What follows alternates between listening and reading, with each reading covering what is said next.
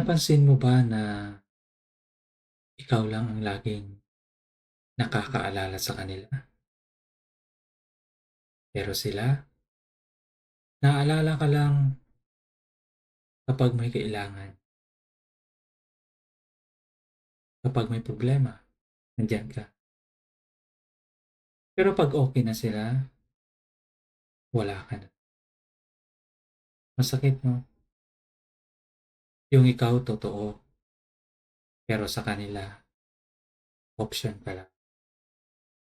Alam mo, hindi ka kulang, nasa maling tao ka lang.